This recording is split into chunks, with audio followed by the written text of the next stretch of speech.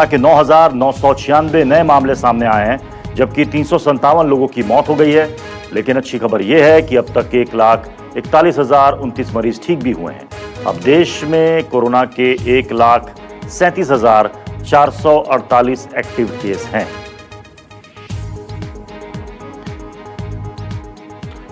राजधानी दिल्ली और महानगरी मुंबई में कोरोना बेकाबू है। यहां पर कोरोना की रफ्तार बहुत तेज है। दिल्ली में पिछले 24 घंटे में 48 लोगों की जान चली गई है। वहीं महाराष्ट्र में कोरोना ने 149 लोगों की जान ले ली है। दिल्ली और महाराष्ट्र, गुजरात, तमिलनाडु, ये 4 स्टेट ऐसे हैं जहां पर कोरोना मरीजों की संख्या में बेतहाशा इजाफा हो रहा है।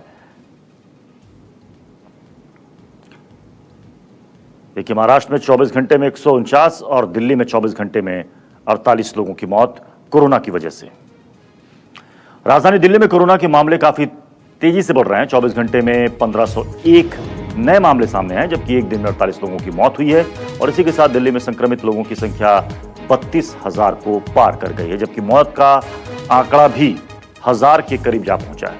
दिल्ली में अब कोरोना मरीजों का आंकड़ा 32,810 हो गया है, जबकि 984 लोग कोरोना से जिंदगी की जंग हार चुके हैं। हमारे साथ प्रशांत देव इस वक्त जुड़ रहे हैं, हमारे संवाददाता। प्रशांत, दिल्ली में जिस तरीके से लगातार कोरोना के मामले बढ़ रहे हैं, अब तो मौत के आंकड़े भी बढ़ रहे हैं। अरविंद केजरीवाल ने कल कहा कि इसके लिए हमें तैयारी करनी होगी, हमें और ज्यादा अतिरिक्त बेड की जरूरत होगी। क्या ये सारी चीजें केवल जुबानी घूम रही हैं, या फिर पिछले 7-8 दिनों में ऐसा कोई एक्शन प्लान जिस पर काम भी चल रहा है?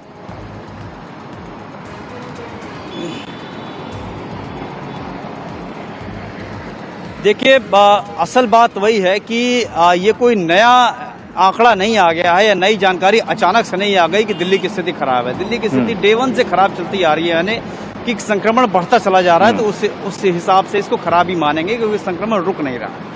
तो उसके लिए उसको रोकने का, उसको नियंत्रित करने का राज्य ने क्या काम किया, या फिर केंद्र सरकार की तरफ से भी क्या ऐसे कदम उठाए गए जो दिल्ली या फिर जैसे जितने भी ऐसे राज्य हैं जहां पे संक्रमण ज्यादा बढ़ रहा है, वहां पे ऐसे क्या किए जाए जिससे कि संक्रमण रुके।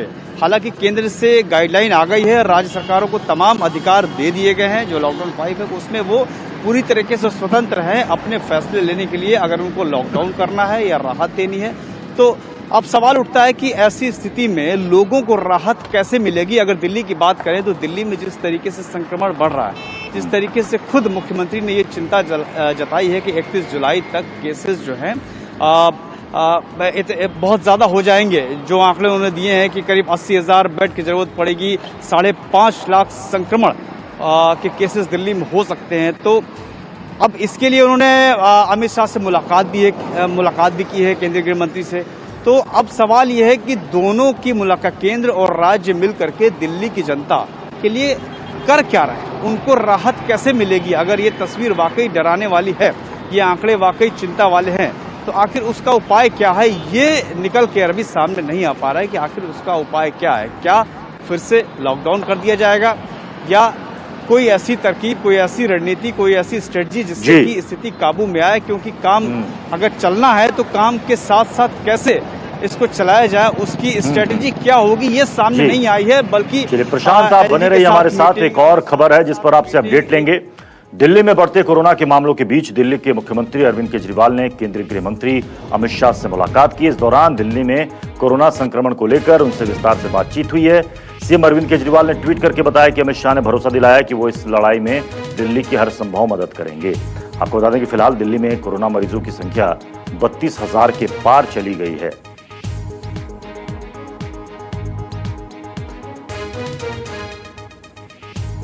हमारे साथ प्रशांत देव बने हुए हैं। प्रशांत, अभी आप बता रहे थे कि अमित शाह से भी मुलाकात हुई है अरविंद केजरीवाल की।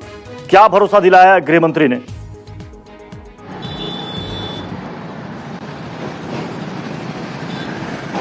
देखिए, कल शाम को ये मुलाकात हुई है। जो इस तरीके से आंकड़े बढ़ रहे हैं, उसके बाद अमित शाह ने पूरी स्थिति, जो उनका असेसमेंट है राज्य के मुख्यमंत्री के तौर पे, उन्होंने गृह मंत्री से उसको साझा किया।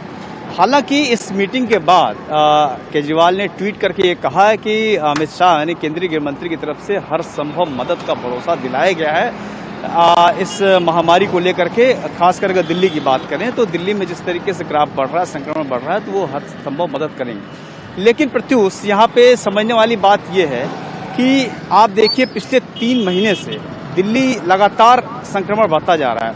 तो क्या अतिरिक्त नर्स की भर्ती कहीं से कोई सुनाई दी? मुझे तो कहीं सुनाई नहीं दिया गया। किस तरीके से अगर मुंबई की बात करें, देखिए मुंबई में 15 दिन में 1000 बेड का अस्पताल टेम्पोररी तैयार कर लिया गया, दूसरे और तैयार हो रहे हैं। तो वैसा अगर आप पर बेड की कमी है तो क्या कोई टेम्पोररी हॉस्पिटल, टेम्पोररी बेड्स जो है बनाने की कोई कोशिश हुई?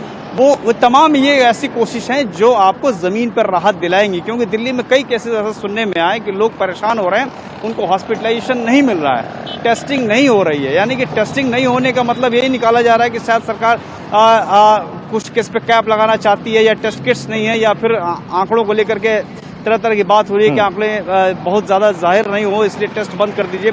क्या है, तस्वीर साफ नहीं है। लेकिन अगर खुद मुख्यमंत्री ये बात कहते हैं और चिंता जताते हैं कि स्थिति उनके यहाँ ठीक नहीं है, तो फिर उसके लिए उपाय क्या है, ये चर्चा आनी चाहिए कि इसके लिए उपाय क्या है। उपाय सिर्फ चर्चा में नहीं होनी चाहिए, उपाय जमीन पर दिखना भी चाहिए। शुक्रिया प्रशांत।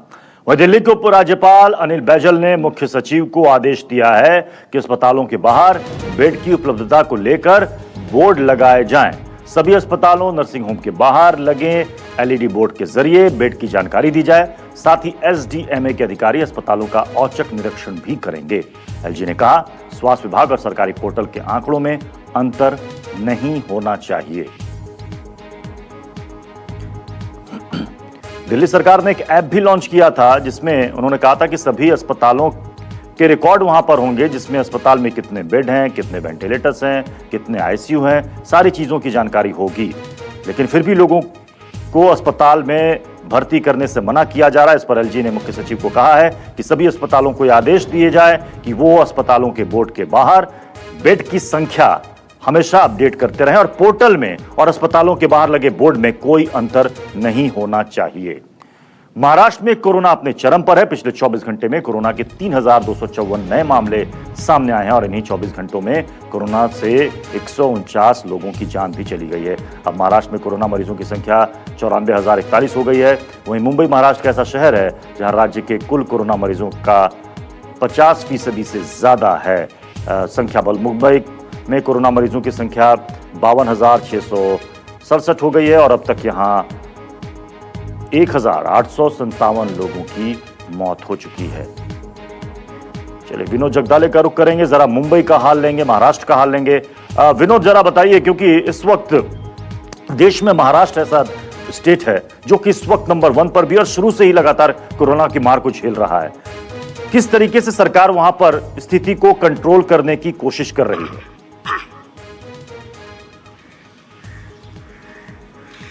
देखिए, बात करें महाराष्ट्र की तो देश का एकमात्र ऐसा राज्य है जिसको सबसे ज्यादा कोरोना की मार वहां पर पड़ी हुई है। पिछले 24 घंटे के आंकड़ों पर नजर डालें तो वो अब तक का सबसे बड़ा रिकॉर्ड है नए संक्रमित मरीजों का और मौतों के बारे में भी। राज्य सरकार अपने प्रयास वहां पर कर रही है। जैसे ही बीकेसी के अंदर आपको पता ही होगा कि अतिरिक्त बेड का 1000 बेड का हॉस्पिटल बनाया गया, वैसे ही 2 हॉस्पिटल थाने जिले के थाने शहर में और एक मुंब्रा इलाके में 2 माड़ा के अंतर्गत बनाए जा रहे हैं। इसके अलावा आपने देखा होगा कि कई बड़े एग्जीबिशन सेंटर है, उनमें भी फिलहाल वहां पर अस्पताल बनाया जा चुका है और कई स्कूल और कॉलेजेस को भी अब कब्जे में लेकर वहां अस्पताल बनाया जा रहा है। इसके अलावा एक प्रत्युष कल एक जरूरी जानकारी है। कल महाराष्ट्र के मुख्यमंत्री उद्धव ठाकरे ने प्रेस कॉन्फ्रेंस में एक बात कही है कि अगर हमने लॉकडाउन में थोड़ी ढील बरती है तो इसका मतलब ये नहीं कि अगर भीड़ होती है और इससे संक्रमण का खतरा अगर ज्यादा होता है तो फिर से एक बार लॉकडाउन किया जाएगा और इस बार जो लॉकडाउन रहेगा वो स्ट्रिक्ट रहेगा, क्योंकि आपको पता ही है 6 दिन हो गए कि दुकानें शुरू होकर मुंबई समेत महाराष्ट्र में हर जगह लगातार वहां पर 5-6 दिन हुए लगातार दुकानों के बाहर भीड़ हो रही है और आंकड़ों में इजाफा काफी ज्यादा हो रहा है। और आपने देखा होगा कि मॉर्निंग वॉक में भी हजारों की संख्या में लोग मरीन ड्राइव पे जुट रहे हैं, पार्क में जुट रहे हैं। तो ये कहीं ना कहीं खतरे की घंटी है, जिसे देखते हुए मुख्यमंत्री ने विनोद एक बात तो साफ है, जो 3-4 स्टेट हैं जिसमें सबसे ज्यादा मामले बने हुए हैं, कम्युनिटी स्प्रेड तो हो चुका है, भले सरकार माने या ना माने। और इस तरह की भी खबरें आ रही कि हो सकता है कि इन स्टेट्स में लॉकडाउन फिर से लागू हो जाए। तो क्या ये सिर्फ प्रेस कॉन्फ्रेंस में उद्धव ठाकरे ने ऐसा कह दिया या अंदर खाने इसकी तैयारी भी चल रही है कि हो सकता है 1 हफ्ते के भीतर महाराष्ट्र में लॉकडाउन सख्ती से लागू हो जाए आने वाले 15 दिनों के लिए? विनोद, देखिए, अपनी मंशा उद्धव ठाकरे ने कल प्रेस कॉन्फ्रेंस में जाहिर कर दी। उन्होंने कहा है कि अगर ऐसी भीड़ रही दुकानों के बाहर, पार्क के बाहर, तो कहीं ना पार्क के अंदर, तो कहीं ना कहीं उन्हें फिर से लॉकडाउन किया जाएगा, भले 15 दिन के लिए ये स्ट्रिक्ट लॉकडाउन रहेगा। और इसके लिए तैयारी भी शुरू हो चुकी है। अगर लॉकडाउन किया जाता है राज्य सरकार की तरफ से फिर से, तो किस प्रकार से उसका अमल होगा, इसका की खाका फिलहाल राज्य सरकार ने बना लिया है। अब आंकड़ों में अगले 5-6 दिनों में अगर कमी नहीं आई और लगातार आंकड़े इस प्रकार से बढ़ते रहे, 3000 के ऊपर भी जाते रहे, तो राज्य सरकार को मजबूरी में कहीं ना कहीं ये डिसीजन जरूर लेना पड़ेगा। 15 दिन के लिए मुंबई समेत महाराष्ट्र फिर से लॉकडाउन करना पड़ेगा। मुख्यमंत्री ने कहा है कि हम लॉकडाउन नहीं करना चाहते। अर्थ चक्र जो है वो स्थिति की भयावहता को देखते हुए सरकार को मजबूरन ये फैसला लेना पड़ सकता है। बहुत बहुत शुक्रिया विनोद इस अपडेट के लिए। महाराष्ट्र के जलगांव अस्पताल में लापरवाही केस में 7 लोगों को सस्पेंड कर दिया गया है। आपको बता दें कि जलगांव में सरकारी अस्पताल की एक शर्मनाक लापरवाही सामने आई थी। जलगांव के सिविल अस्पताल से लापता महिला का शव उसी अस्पताल के बाथरूम से मिला था। 80 साल की महिला कोरोना से संक्रमित थी। अस्पताल के कर्मचारियों ने दावा किया था कि 2 जून को अचानक महिला अस्पताल से लापता हो गई थी। महिला के लापता होने की रिपोर्ट भी पुलिस में दर्ज कराई गई थी, लेकिन अचानक महिला का शव बाथरूम से बुरी हालत में मिलने के बाद अस्पताल में हड़कंप मच गया। बताया जा रहा है कि बाथरूम का दरवाजा अंदर से बंद था। मीडिया में खबर आने के बाद सरकार भी सक्रिय हो गई है। खबर है कि महाराष्ट्र के हेल्थ डायरेक्टर डॉक्टर तात्यार राव लहाने ने डीन डॉक्टर भास्कर खैर समेत 7 लोगों को लापरवाही के लिए सस्पेंड कर दिया है। आरोप है कि महिला की मौत टॉयलेट में हुई थी, लेकिन अस्पताल के कर्मचारियों ने ना तो टॉयलेट खुलवाने की जहमत उठाई, ना ही उसकी सफाई करवाई। हॉस्पिटल में पहले 4-5 दिन उपचार के लिए आई थी। उपचार होने के बाद उनको थोड़ा अत्यवस्थ लगा, इसलिए उनको जलगांव सिविल हॉस्पिटल में 1 तारीख को भर्ती कराया गया। उनका स्वाब लिया गया, जिनका रिपोर्ट आया 2 तारीख को, और उसके बाद वो पता नहीं वो वहाँ से एब्सकॉन्ड हो गई थी। दरम्यान आज सुबह 9:30 के करीब मुझे सिविल हॉस्पिटल के एडमिनिस्ट्रेशन जो सुप्रिटेंडेंट उन्होंने फ़ोन करके बताया कि ऐसे ऐसे कोई एक बाथरूम में महिला का मृतदेह मिला है। तो हमने उनको ही पूछा कि क्या ये मिसिंग वाला है या क्या है। तो पहले उनको वो बता नहीं पाए, फिर हमने अपना जो तजुर्बा है उसके हिसाब से उनको बताया कि कैसे उसको कौन है वो फाइंड आउट करे। उस हिसाब से फाइंड आउट किया तो 1 घंटे के बाद उन्होंने मुझे बताया कि यही महिला वो है और जो मिसिंग थी। ऐसे देखा जाए तो ये बहुत ही गंभीर मामला है कि कोई एक महिला वहाँ से मिसिंग है, और जो बाथरूम में जो दिन में 2 बार 3 बार साफ करने चाहिए वहाँ पे क्यों नहीं गया।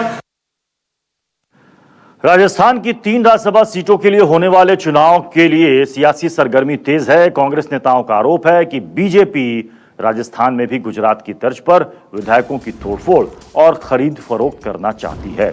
इसे लेकर कांग्रेस समर्थक विधायकों की कल देर शाम राजस्थान में एक मैराथन बैठक भी हुई है, और कांग्रेस ने साफ कह दिया है कि राजस्थान में उनके कोई भी विधायक को कोई तोड़ नहीं पाएगा।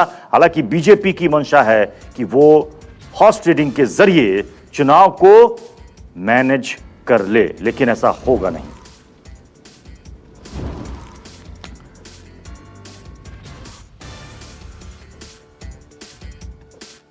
मैं समझता हूँ आज की मीटिंग हमारी बहुत फ्रूटफुल रही और सब एकजुट होकर गए हैं।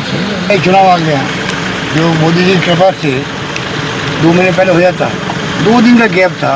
क्या तुक था भाई, क्योंकि आपने खरीद पूरी नहीं कर पाए थे गुजरात में, राजस्थान में, इसलिए आपने गेम प्ले किया। और धजिया वाली लोकतंत्र में ये टोटली खेल खेलेंगे मध्य प्रदेश वाले।